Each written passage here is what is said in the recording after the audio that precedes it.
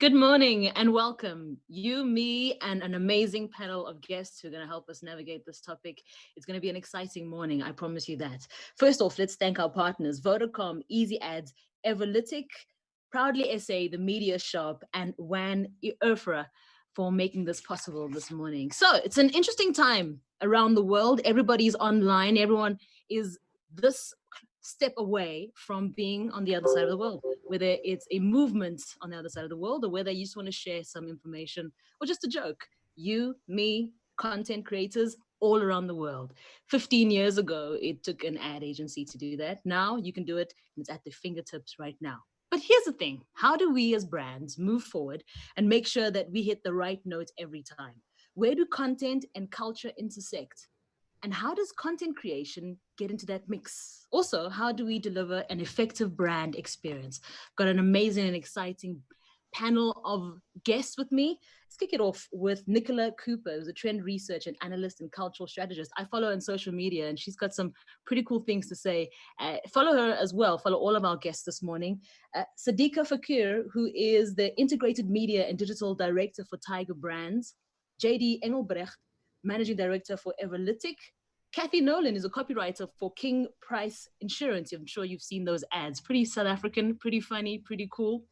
And you can also send your messages throughout the conversation as well and have your voice heard here as well. So how do we get content right? It's a country that has 11 official languages, different cultural backgrounds, different things, but there is a common South African identity as well. And if we hit the right mix with the brands, that's always a winning formula. So let's kick things off and ask the guests from the word go. What is good content to them? Let's kick things off with Sadiqa. Good morning, Sadiqa. Morning, how are you? Good. What is good content to you? I think quite simply put, it is based in human insight and there's a human truth and it's universal, outside of which it just needs to do good or needs to be really purposeful in its articulation.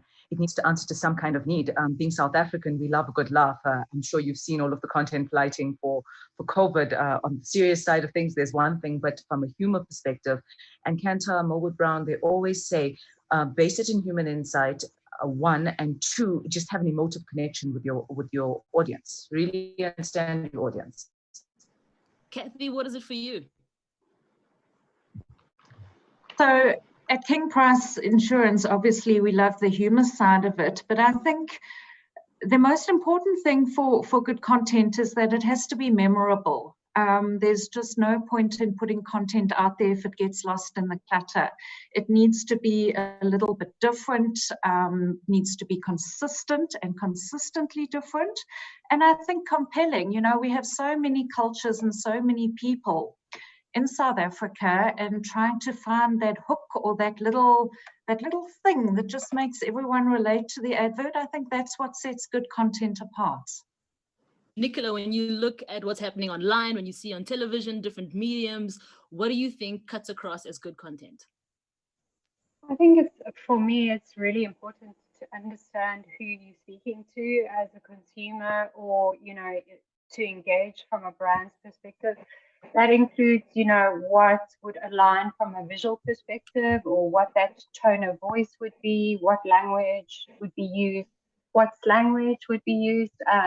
So I think for me, it's identifying who you want to speak to and making sure you connect with them on a multifaceted level.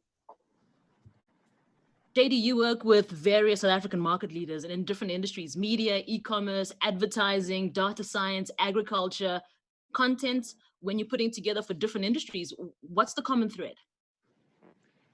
First of all, thanks for making me go last, because now they've taken all the good ones. But I think in the context of technology, in the spaces we operate in, it is content in context. So using the data to understand the context of every customer, understand their position, their communication need state, and then using the technology to take the creativity and compose a message to have one-to-one conversations at scale with consumers. That's something that's universal. We all have onboarding programs, we have retention strategies, win-back strategies, and that can be configured to drive off of a data profile, to stitch together content with personalization, and just in perfect context and in step with what the consumer needs. Nicola, in terms of trends and what South Africans want to see and how they see different things and understanding the way that people consume in a wider culture, how important is it to understand what the South African culture is? And is there a universal one? I mean, there is always a universal sort of what we refer to as a golden thread that ties consumers together. But I think, the work that I've been doing for sort of over 10 years specifically is the focus on how to localize context, how to localize trends, how to interpret international trends for local, local for local, and then local for international. And I think it's been an ongoing sort of pushing and pulling for us in our business to take brands into understanding that it's not a copy and paste approach, and that we have to sort of tailor to the diversities and intricacies and delicacies around the various cultures, subcultures, countercultures in Africa. So I think what we're starting to see is also even a rejection of that by our consumers, saying like, I don't identify with that sort of person. I want to feel represented here. And I think we're going to see more and more brands being forced upon demand from consumers to alter the narrative to engage with them effectively. And I mean, it's perfectly understandable that our consumers would want that. And as a brand, Kathy, when you are trying to advertise your brand, when you're trying to engage with possible new customers, and you have a very traditional field that you're in. You're in insurance. How do you cut across with humor? They've been very, very effective. People sit up and pay attention to those ads. So there's a fine line. The financial services industry has relied on very serious trust us with your kind of approach. And insurance is very much a grudge purchase as well. I mean, we'd all much rather have that extra couple of $1,000 a month to put into our holiday funds. Of course we do. When we launched into a very cluttered market, humor was the one thing that could set us apart, and it really does. And I think that the reason it works so well for us is that it's humor with respect. It's finding that South Africanism, that stereotype even that everyone knows and everyone laughs at, and we know we'll never keep everyone happy all the time. We realize that, but we do what we do, and South Africa loves us. In fact, most of our ads have gone viral all over the world, which means that I think that sort of human, someone mentioned the golden thread, I think we're getting that right. Sadiq, you work with various brands, Tiger brands, and there's lots of little things within that and consumer specific as well. How do you navigate that particular world in terms of content and getting it right for the consumer? Absolutely. And I think the first thing is about agility and being nimble with content and ensuring that we put the lenses of the landscape into play. We're currently playing with COVID, and we have to understand the consumer mindset, and we have to understand where the consumer is from heart and mind, and play into that content space from that perspective. It's exceptionally important to be relevant to the time, but outside of just the content, we need to also take into consideration the channel that we're advertising on. What works for print is undoubtedly, it's not going to work for billboard. Stop doing that, people. Stop pasting your print ad on billboards, please. I think it's just exceptionally important that the future of our industry lies in not just understanding an insight that's going to be on your TVC or radio or your carousel ad, but the importance is to understand the channel that it's going on. Now, I always use this example with my teams, whether it was at Nedbank or FNB or at Tiger. It is so important for you, one, to realize you don't wake up in the morning and say, today I'm not looking at a billboard. Today it's a radio day and a search day. So it's really to understand that, and that's what we've agonized over. Look, I've been a tiger for 7 weeks, and that's what I have agonized over. But in my previous life, that's exactly what we agonized over. And the other thing is, what works on Ukhozi FM is undoubtedly it's not going to work on Carte Blanche.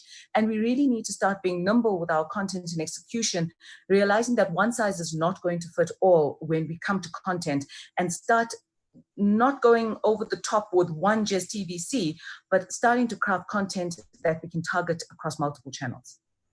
On the back of what Sadiqa just said in terms of carving and creating and curating for different spaces, JD, that's where you come in terms of digital product development, commercialization. Talk us through that particular process. Yeah, I mean, it's very valuable what she said is you can create the most beautiful content, but if you haven't focused on distribution, you're going to have a bad time, to put it very bluntly. So in my space, the direct messaging space and performance marketing space, it's all about taking the content and then focusing it, targeting it. And in the direct messaging space, in email, where Everlytic is, last year we sent 5.5 billion emails. That's billions with a B. And most of those are personalized, contextually, uniquely crafted for each consumer, each recipient. But having a technology that spans across devices, screen sizes, email clients, just in that one little context of email, just itself is vastly complex to make sure that your content is rendered perfectly when the consumer wants it, in the format that they want it, and that spans every single distribution channel. So making sure that, like in a way, I almost want to say that you have to start with the distribution, your channels towards your consumers first, and then work back, bridging that gap between the consumer's wants and needs and the psychographic components as well, and then the content that the creative agencies develop so beautifully. Nicola, how important is building a relationship with the consumer as a brand so that you have something to build on? Or is it a one-hit wonder, have a viral video, have everyone's attention and run with it? What is the most effective way? It's vital to have an emotional connection or an aspirational connection or even just a familial connection with your consumer.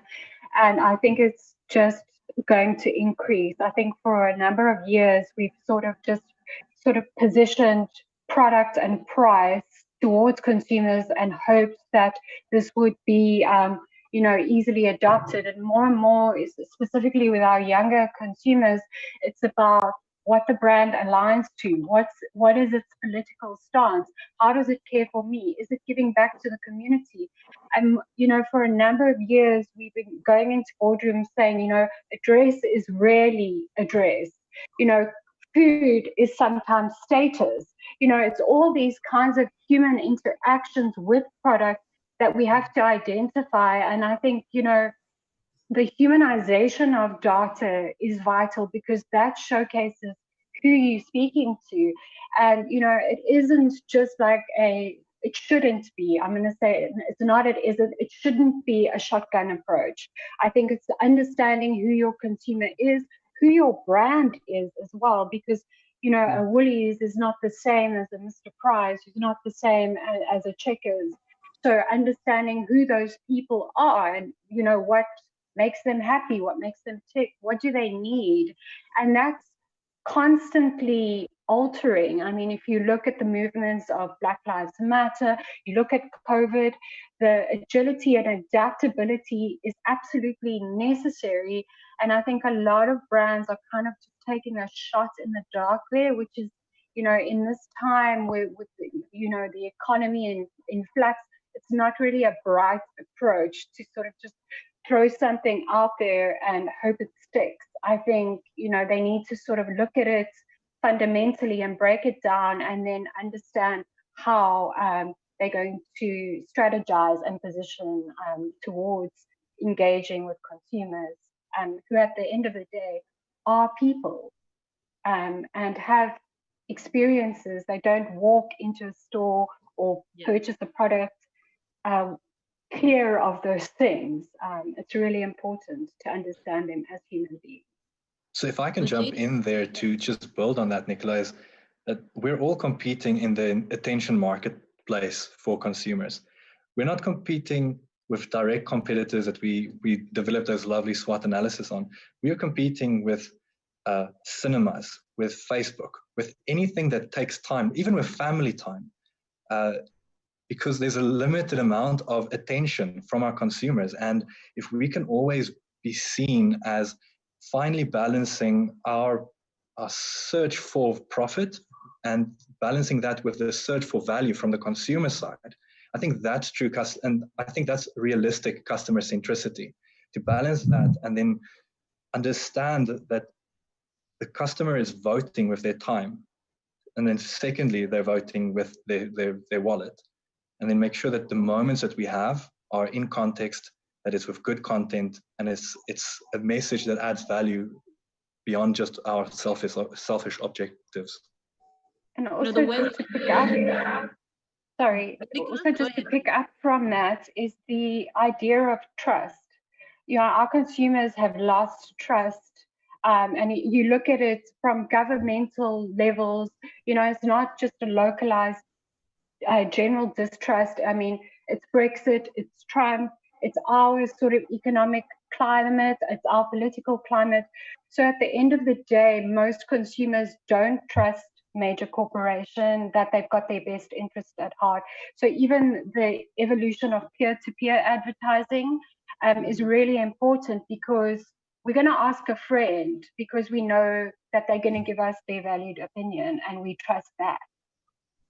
On the back of that, Nicola, in terms of trust, influencers come into our lives as well in that particular space, and advertising that segues into culture as well, whether it's status, whether it's just liking someone and how they particularly maneuver. Some have a lot more niche focuses, makeup or whatever it might be, or cooking. Others are a little bit more general. It's just a lifestyle thing. In terms of advertising, culture, and influences, this is where we sit in the 21st century. In 2020, this is where we are. So Sadiqa, someone who works with brands, you have young people, they make up a large portion of our population. They're online, they're savvy, they know what they want, but they also, as Nicola mentioned, want to trust the brands that they work with. They want to trust the products that they're engaging with and consuming. How important are influences, culture, and advertising? It is such an interesting topic, and I've been obsessing about this topic for the past few months, especially from last year at Cannes, when Keith Weed went up on stage and said, we are actually not going with influencers who buy audiences. We are looking as Unilever for authentic brands. I'm on that score. It's about authentic human connections. A study that was recently done by Nielsen said 84% of consumers believe what other people say. So it's a matter of how we utilize influencers. Now you can see when bad content occurs on Instagram, and you can see this product placement, and it's just, it just lacks authenticity. Now me, I like food. Now you're not going to see me post anything healthy. And that's just that level of authenticity.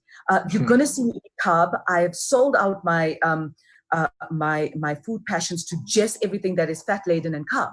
So if you start associating me with health foods, and unfortunately, no offense to the health food shops, it's just not going to work with me. And that's the same approach. When we recruit influencers, outside of having a compliance process and ensuring that these influencers are not going to do anything shady, and ensuring that you protect the authenticity of the brand. Coming from banking, that was critical. That was the first thing, to ensure that our influencers policy aligned to the banking policy and our sponsorship policy. Same thing with Tiger. But then moving into this authentic space of who is the influencer, get to know them personally. When you're briefing them, please, brand teams, get onto that briefing. Do not just rely on agencies to recruit your influencers. And what I always say, influencers that are embedded in culture, and that's exactly what this is about, tend to be more authentic. So whether it's a Lasizwe, for example, and that Fanta association, I love Lasizwe because of his authenticity and who Lasizwe is. There's no frills, there's no fancy. He is what he is. And really, when we look at influencers, those are the type of influencers we look at. It's not just about audience as well. That's another point. A nano influencer could have higher engagement rates than a macro influencer that decides that they're not going to reply to any of the comments. So we look at engagement levels, we look at the authenticity of the content and the brand tie-in. Like I said, a health food brand versus someone who believes in comfort food. We just need to have that right association. If you're not into luxury labels, for example, then why do an endorsement for Diamond Walk at Sandton City? Those are the kind of parameters that we definitely look into from an influencer perspective. But I think it's also important that we collaborate with the right kind of people when we're creating our content. Kathy, you've collaborated with Boa Bosch, a young agency, to make your content, and it speaks directly to that particular humor. How important is that in terms of alignment for you and your brand? I think it's critical to work with the right people. Benny and Boa Frickle, the agency, they get us. They get our humor, they get our tonality, us as a company, they get our culture. And through that, we've worked a narrative. I'm losing the words. We don't look at just doing South African funnyisms. It's not just about the joke. It's about that human truth that all South Africans get.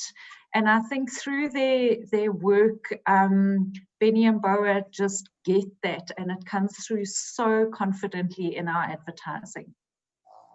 JD, when you're working with the different people in different avenues, like I mentioned earlier, whether it's media, e-commerce, advertising, data science, agriculture, the messaging needs to be there as well, and it needs to be spot on. How important is it to have the right people working with you?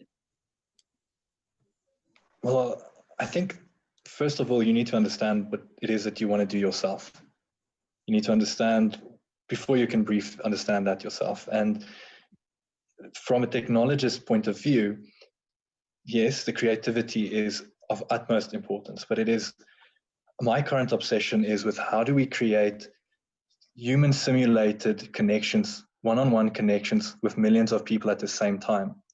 And if you need to bring in the full value chain of your trusted advisors. You need to bring in the technologists, you need to bring in the product people, you need to bring in the agencies, the people who write the content, the people who are responsible for the sales. Bring everyone in to get a comprehensive understanding and to brief as a collective so that you have a shared outcome, and that people, I think it's so important for people to see their influence over the value chain, to take that ownership and see where they slot in, whether it is in doing the grunge work of getting data ready, so know that in the end, the person that's going to receive the message is going to receive that perfect message in context at the right time when they want to buy. And then similarly for the creatives to understand that there's a value chain down that speaks to, that can unearth all these different niche opportunities for you. And once you understand those niche opportunities, you can tweak your content. You can change the context, the tone, and the positioning across the channels.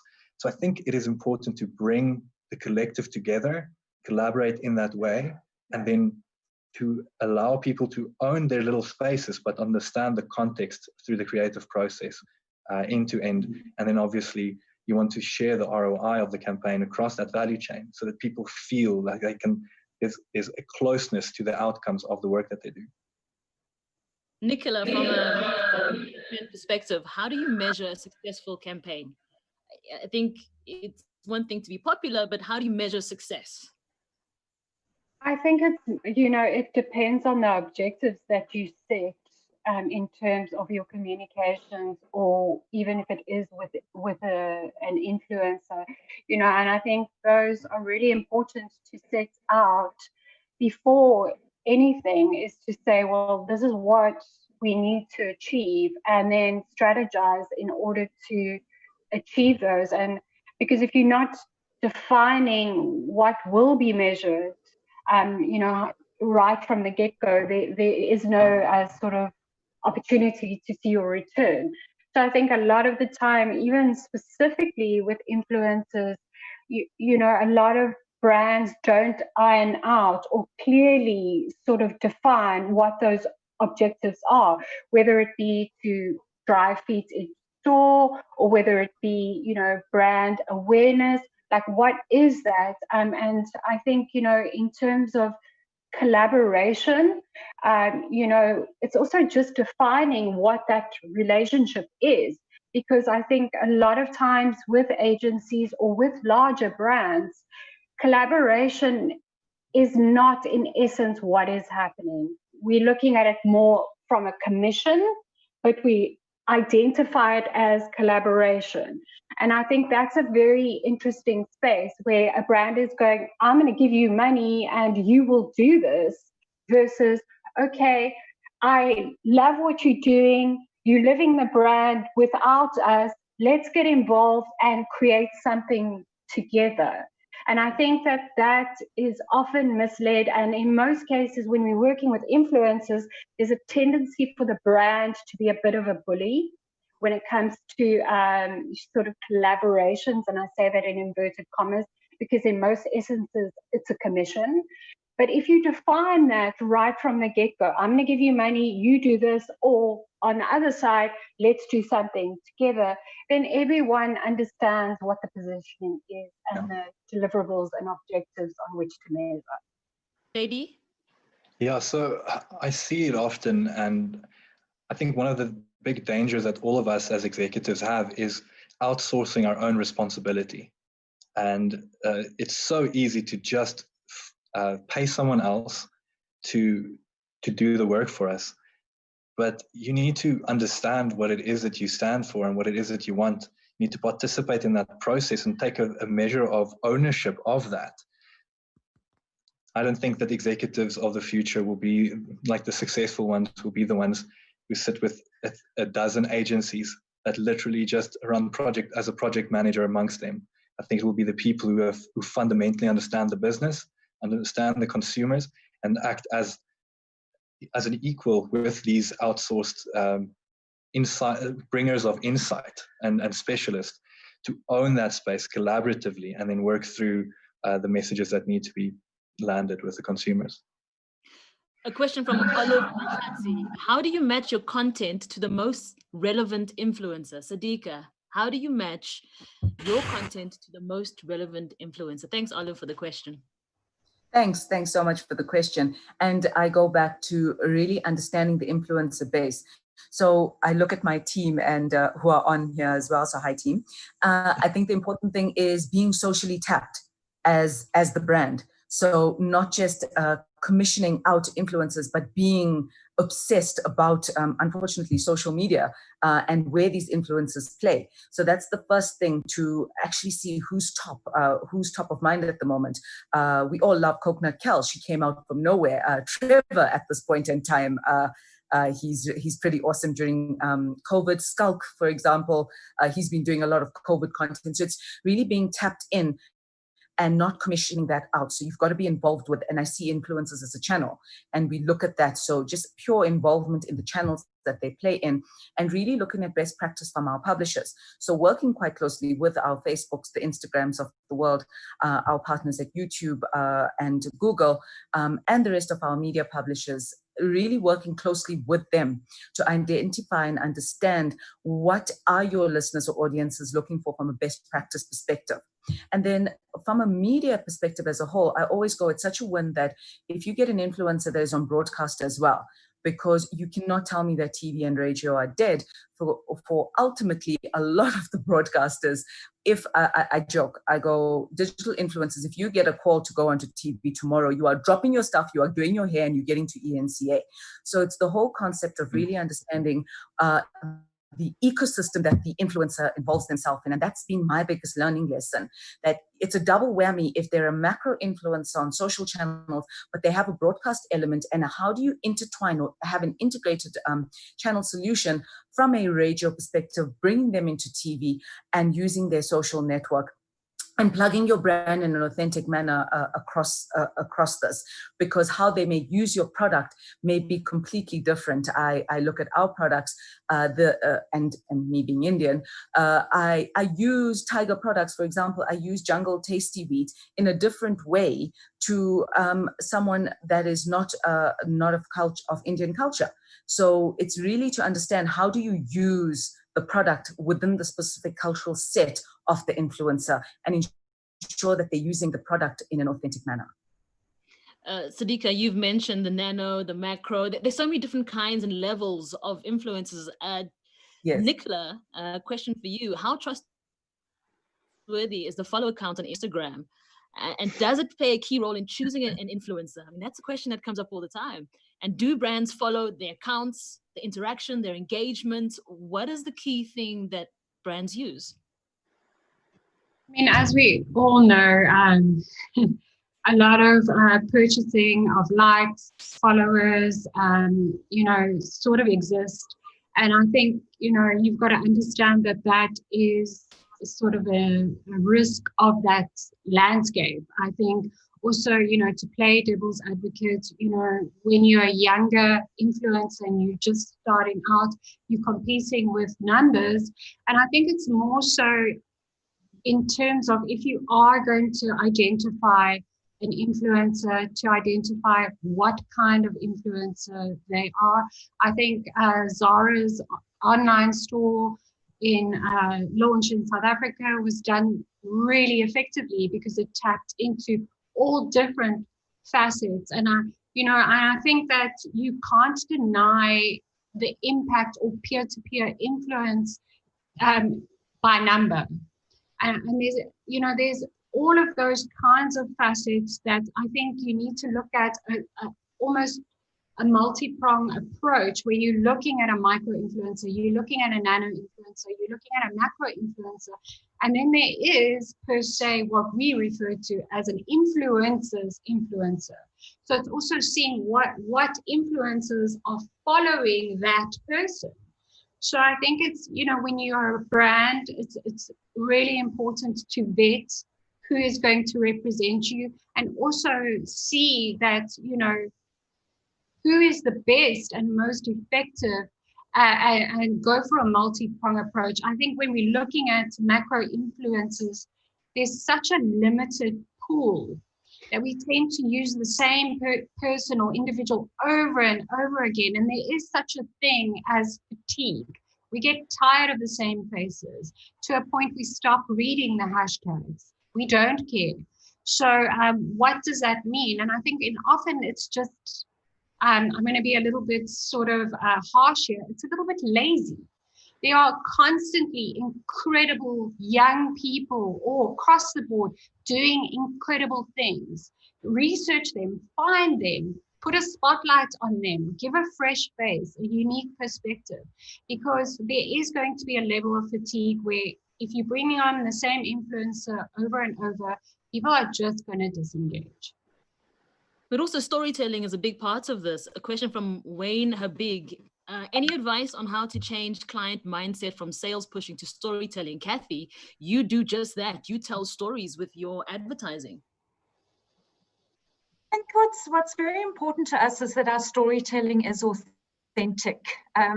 We have a very unique story. We had one guy with a big idea who pitched 42 times for funding, and that's kind of the basis of who we are as a company. I think early on we figured out that you can't tell someone about a product and expect them to buy it. People don't respond to an instruction. And for us, it's about telling stories and becoming part of a household, becoming, somebody mentioned family time. Our marketing, I think, falls into a family's time together. It becomes top of mind. The story is memorable. And when it comes time to make a tough insurance decision, we hope that our brand comes up on top.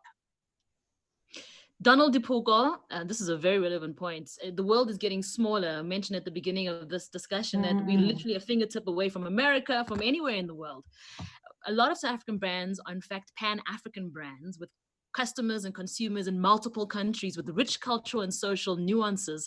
How do we ensure that our brand narratives, as well as those not just around the world, but specifically in sub-Saharan Africa as a region, and given our economic survival is increasingly defined by our integration with our continent, how do we get that messaging across and hit the right spots in different spaces without blowing the budget, to say, because there is X amount of budget that we have for different campaigns, whether we're using it online, for digital, or how we're spreading it across. So how do we do that? Let's kick off with Sadiqa. How does Tiger Brands navigate that? A tough one, and I think no one size fits all, and we all smile at this panel because I think this is the question we all trying to answer for. But I go to a campaign that I believe tick the boxes. If we have to look at Kuli Chana and Absolute Vodka's One Source Live, and this was bringing and calling South African creatives and African creatives and really being culturally relevant across the continent with this One Source platform. So it's really embedding into an insight or a human truth that is universal across the continent, but then double clicking into each market. So it's almost adapting the creative, but not adapting the human truth. I think Coca-Cola does it exceptionally well around the world, more than 85 markets. And how come each of their messages in each of their markets, when you travel, it's the funniest thing that you get Coca-Cola messaging, or you get an Absolute Vodka message, or you even get an Emirates message across all of the markets, as in what they stand for. But it's just so nuanced to the market, and that is where the I'd say the rubber hits the road and the authenticity comes in. So your big idea, your big campaign idea, that absolutely can be developed at global level, at regional level. But then how do you double click it into the target markets that you're going to target, whether it be in the East Africa wing, or whether it's you're targeting North Africa or Central Africa. And that's always kind of been the channel. How do you adapt without blowing the budget? And this is where the importance of bringing influencers in within that market, bringing trend analysts in, like Nicola, across the markets in, to really double click and double tap into those understandings, and then going back to working with our media partners on the market. A TV station in Kenya ultimately understands what their viewer wants, and this is where the content creation comes in. So we're not saying produce TV ads for all 85 markets, absolutely not. How do you adapt that content using influencers and content creation across multiple channels? There's so many things that are available to us right now, different platforms. 20 years ago, it was TV and dial-up internet, if you were lucky. Yeah. Now, Instagram, you've got so many different platforms, things coming up all the time, TikTok. There's so many different things that you need to try and balance if you're going to target a particular market. So Amos Tabani wants to know, how do we manage the growing online consumption, JD Engelbrecht, as well as balancing the legacy of media, TV, messaging? So how do we grow online, but also make sure that we balance? I think you can speak to the online elements of this because you deal specifically with that digital element of that. And then we'll throw this across to everyone else as well. How do we balance that advertising? So JD? Well, that's a fun one. Let's see if I can bullshit my way through this. So generally, I think it's not about, I think we need to always distill it into what it is that we want to achieve. We want to talk to a consumer at the time, we want to bring them the message at the time where they're most amicable to it, like on a channel that is most suited to what they're doing. So throughout the day, a person's device profile changes. In the morning, you're on your phone. The moment you wake up, because we're all addicted to the things, then you get ready. You may get into a car. Well, I can't remember what it feels like to drive a car, but in the past, I think we'll talk about when I was young, we were driving cars, and then you get in a car and then you consume radio media. And then at work, you're sitting in front of your productivity machine, your laptop, your desktop. So that profile changes over time until you go to bed again. And it's more about understanding where you want to reach your consumer, then understanding the context of that moment. If someone is a public transport user, understand the limitations that they can't necessarily have sound. Understand that if you want to do a video, there has to be subtitles. So understand the context throughout the day, the profile, the consumption profile of the consumer, and then it becomes easier to map channels to that. And platforms that aggregate channels like Evolytic, we do email, SMS, automated voice, robocalls. I know we all love that. Web push and native app push notifications. And then if you just add, just onto that stack, you add on Facebook and Google, then you cover so much real estate already. And you can set it up in an automated way to reach the consumer when they're on that channel with a message that is crafted for that context. And in that way, understanding how people consume media, and then knowing and having an in-depth understanding of the technology that bridges those gaps, you can create the content that will be most appealing at the right time.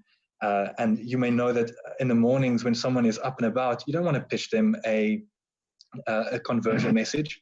You may want to pitch a brand love or something like that. And understanding those elements makes the choice of channel an organic outflow, an outcome of the message that you're trying to deliver to the consumer, taking into account their lives. And it is not, like, technologists will tell you that this is extremely hard. It's not simple, but you need a partner that takes the complexity and turns it into simplicity for you. And it is absolutely possible. So Kathy, how do you balance putting that ad just before you watch a YouTube video to me sitting in front of my laptop and watching a video on Twitter, and then an ad popping through and TV, and how do you balance all of that? Well, I think the really, really exciting thing about online is the way it's so measurable. We could target people who have just got engaged, literally target people who've just got that bling ring, and we can urge them in all the websites that they visit to go and get it insured, in the same way that we can target a person who's just bought a car, and we can encourage them to come to us for a quote. Particularly now with COVID, media consumption is definitely changing. I think by the end of the year, there will be very few print publications left. A number of Caxton's publications have already closed. A number of niche industry publications are closing, and I think there will be more. So brands that I think have relied very much on print advertising in the past are going to have to rethink that strategy. Part of our strat was online, out of home. We played hugely in that space, which you can imagine was absolutely disastrous in level 5 lockdown when there were 4 cars on the road. No one saw our billboards. But I think, the trend is showing that people are watching more TV, people are listening to more radio. So I think it really just is keeping in touch with A, who you want to talk to, and B, knowing where they go, and then tracking them and giving them content tailored to their experience via their preferred channels. Sorry, JD, I'll get to you in a moment. Influencers seem to be pretty popular. We're going to get into that topic a little bit more. Quite a few questions coming around that. JD, what did you want to add to Kathy's comments? Just to add on to how traceable and how we can trace and track conversion, just to add on to that is that there's such a big caveat there, and it's this thing called assisted conversion. So if you look at conversion only on last click attribution, you're going to measure the wrong things. For example, in a previous lifetime, I was the head of data at Media24, and one of the things that we saw was that email, as an example, email content had a big contributor to the conversion, the end conversion, when you create your own attribution models that takes into account the context of your business. So content plays such a big role in building and positioning that ultimate conversion. And if you don't have the proper attribution tracking, the data scientists and the data analysts will tell you that your content is meaningless because, look, it's attributed to this last call to action. And that is a big pitfall that you have to guard against. You have to look at the whole journey, the whole content presentation, and then add the value and assign the value to the whole conversation, because it's a sales conversation. Yeah, I just want to jump in there, and we've heard this for years, and I'm tired of it. The above the line world against the digital world, and digital against above the line, and above the line's dead, and TV is not dead. Radio is not dead.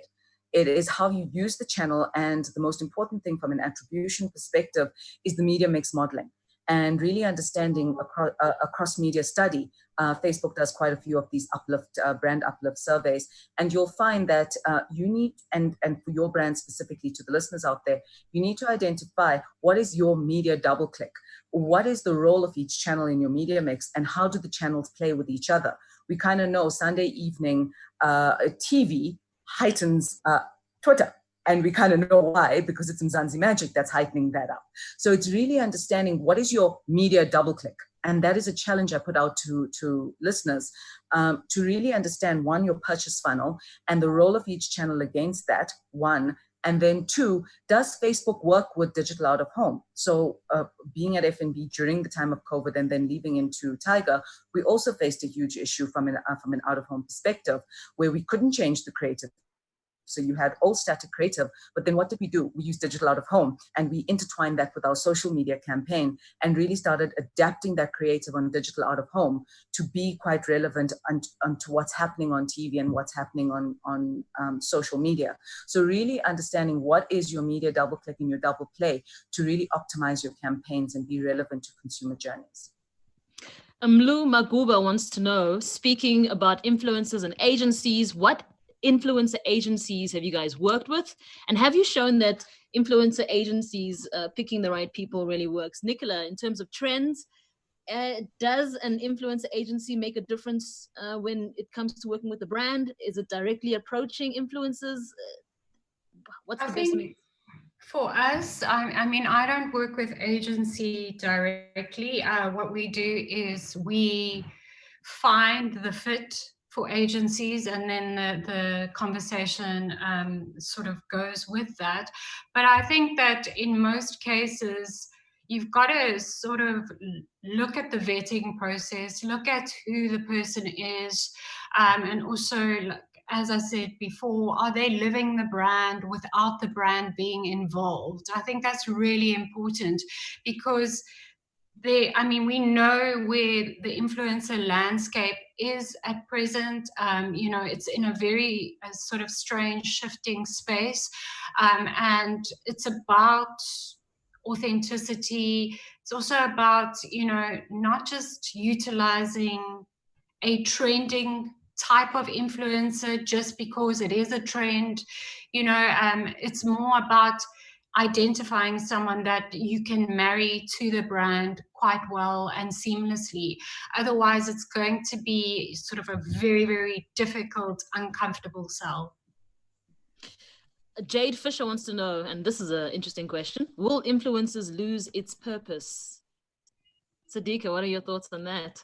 Wow, you came to me. I don't think it's asking, and thank you for the question. It's asking, will human truth and connection ever lose its purpose in advertising and media? And I don't think so. It's how we utilize influencers and how they'll evolve in the next few years. And that's our challenge as brands and custodians of brands, of how we'll use influencers and content creators to evolve the brand. I believe the role of influencers will fundamentally change in the next few years. I'd say in the next few months, influencers are going to do a lot more purposeful or good work. If you notice that during COVID, everyone became an influencer. Everyone started posting helpful content. Everyone became a mentor. Everyone became a leader. A lot more of these initiatives started during COVID. So I believe influencers, instead of just utilizing products, are going to take the brand intrinsics and brand fundamentals and start doing more helpful and purposeful content. So I don't think influencers will die. Like any channel, I actually don't think any channel is going to die. It's how we evolve the channel.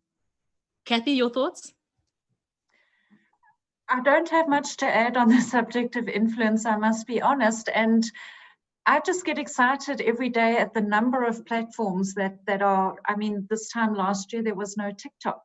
Now there is, and it just sort of, as the landscape evolves, we need to become familiar with the potential and harness it as best we can for our brands.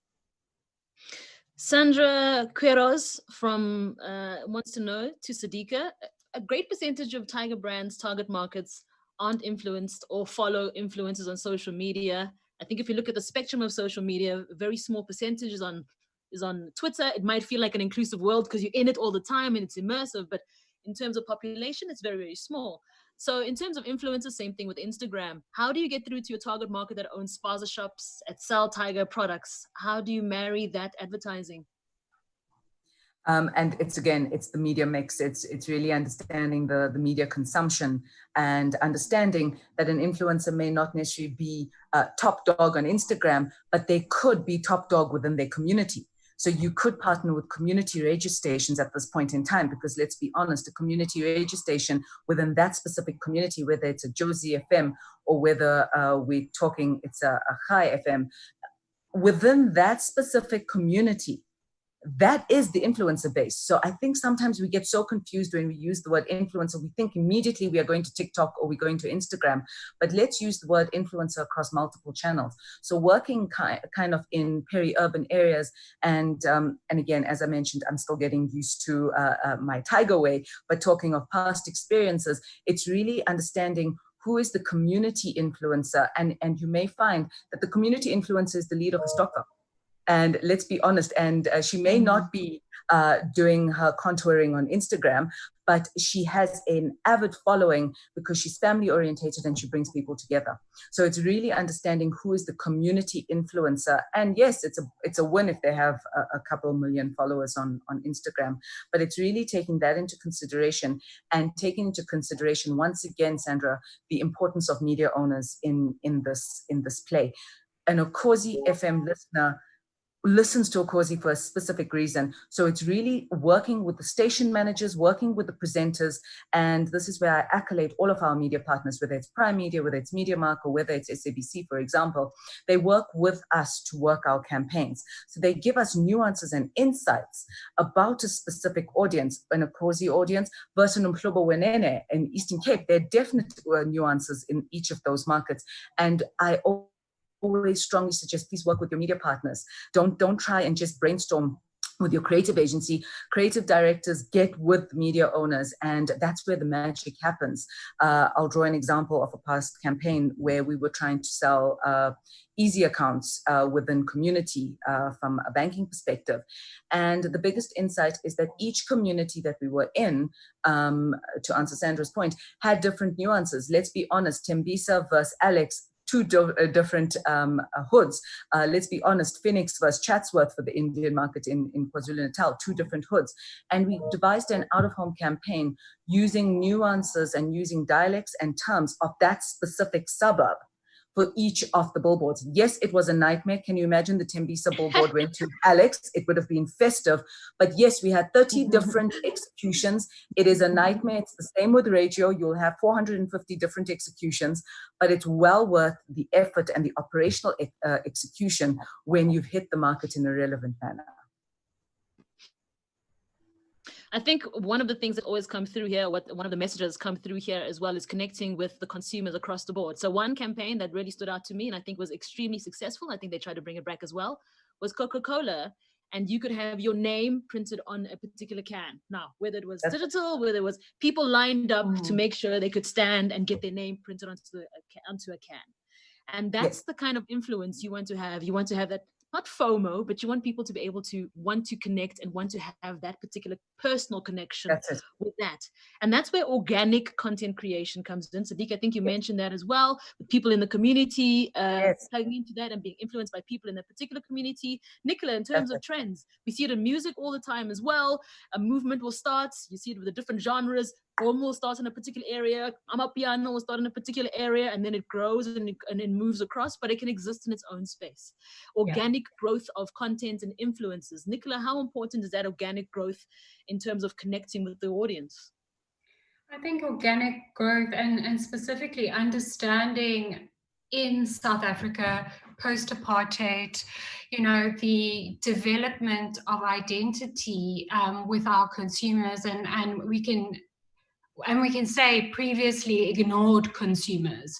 I think it's really important to understand that, we're developing a new identity. And I think that's what's so fascinating and what's so wonderful from a cultural perspective is that we are, as South Africans and as Africans, starting to define what we know to be African or South African, what our aesthetics are, what our languages are, what our styles of music are. And I think it's really important to watch that evolution very closely and enjoy that process. I mean, it does also come across when we're looking at major brands. I worked with Coca-Cola Global and Local on the Coke Threads project, which was utilizing 4 streetwear designers from South Africa, but taking a massive corporation that does mass consumption and mass numbers to say like streetwear, you know, is limited. Let's do a capsule collection where it just, you know, it doesn't compute in their head. Is also like being able to assist your client and educate your client on what those landscapes are. And it's really important as the client to understand that in your periphery, in your boardroom, you don't get to spend time on the ground. So it's important to access people who do spend time on the ground, or even ask your consumers directly. We have all these multiple of channels. And I think it's really important that if you want to know something, ask your consumers, engage with them. I think a lot of the fundamental mistakes of advertising is speaking at your consumers rather than speaking with them. And I think that even if you're making a mess and saying, we don't know, with Black Lives Matter, we don't know what to say here. What do you need from us right now? How can we best navigate this landscape together? I think in most cases, your consumer would respect that kind of conversation and offer solutions that you might not have. To jump on that, I think the value of organic is the marketer that understands exponentials and multiplier effects will appreciate the fact that that Coca-Cola campaign wasn't so much about me wanting my name on that bottle. It was me wanting all my friends and family's names on the bottles and me giving it to them. It's that power of sharing that creates this exponential amplification of the messages. I think Duke's had a campaign now, I think it's still going, called Gig to Earn. They understand the music industry is tough and challenging at the moment, and they paid independent artists to come onto the platform. But the value there is that those artists go out to their audiences and they talk about the fact that they're getting this opportunity. Brands connect to that, and that message gets amplified again across the brand's platforms. And then people, fans, music lovers go onto the platform and they share as well. And it turns something so simple into an exponential amplification of a message. We've got to wrap up. So in 30 seconds, Nicola, can you just give us your point? And then yeah, we'll I think what's also fundamental about the Coca-Cola campaign is that our consumers were feeling represented. You know, where we basically had sort of whitewashed advertising sold in, that finally our consumers felt a part of a brand and clearly represented by a brand, by the inclusion of their names within it. Essentially, when it comes to content, people want to feel seen, they want to feel heard, they want to feel represented, and they want to be a part of the movement. And that will lead to longevity, whatever your brand is, whether you're making us laugh and getting us to buy insurance that gets cheaper every month like Kathy does, or JD, who makes sure that he places it in the right spot so that you get the most effective way of getting through to the consumer, or Nicola analyzing all of the trends and seeing what's happening and working with brands to make sure that they hit the nails spot on, or Sadiqa, who's making sure she understands all of the elements, whether it's traditional media, new media, digital media.